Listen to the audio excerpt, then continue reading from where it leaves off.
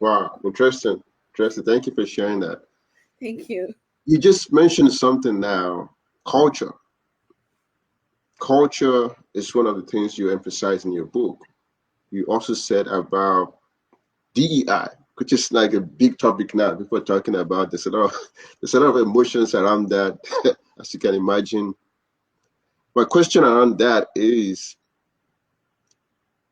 how important is culture when it comes to picking the mentor?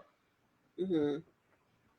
What would your advice be, considering the fact that culture differs as you move from one country? Even me and you, I'm from Nigeria, you're from South Africa. Even though we're both Yes. from Africa, there are differences, even the way we talk, the kind of things that we were exposed to when we're growing up. So what advice would you give around culture when it comes to mentor mentee match? Yes. I think the beauty of it, for me, how I see it, Tolu, there's one humankind, but we are a rainbow nation, meaning that we just got to be global citizens who are spread in all parts of the world. So we bring to us. I am an African because, and also because I was born in Africa. Somebody else born in Europe, somebody else is born in Asia, all parts of the world. But it does not change the fact that we are one. So we are one human race. So the beauty of it about the culture is that we bring every day, even within the African context, we have different tribes, clans, ethnicity, and way of being brought up. So the culture, it means it's the value system. For me, I see it as a value system. And one thing that I learned to navigate even in a global space is that the value system in the African context is Ubuntu. It means I am human and I see you as a fellow human being, and our unity is in our strength. So culture to me, it means, okay, I see you, Tulu, you come from a different path. Let me learn from you what I don't know, what I have not been exposed to. So when you have that kind of a mindset, so your difference because of your culture, your demographic, it you bring a beautiful spice. It's like it's a food, but you are spicing it up. You're spicing it with different kinds of spices.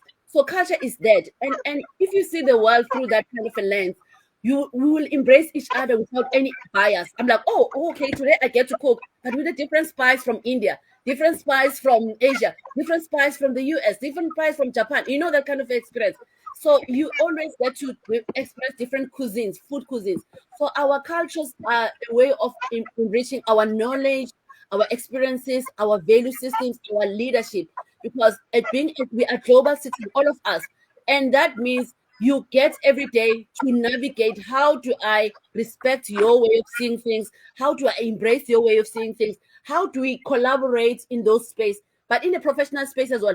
What can we trade off our cultures that may seem to clash for this one goal that we have in mind? So that's how I've always navigated. Say, whenever you go to any country, whenever you interact with any people, take time to understand, study them, study their language, their food, their way of living, how they interact, so you can have a better understanding and don't judge. Keep an open mind, because when you keep an open mind, I call myself a lifelong learner because I always embrace that this open-mindedness. I'm here to learn.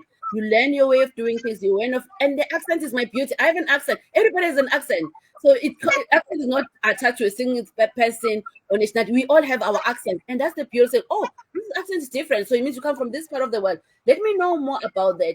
But when we embrace ourselves as equals because of our cultures, our values, and basically as one human being, but coming from different geographic locations, that changes your mindset, how you engage with other people.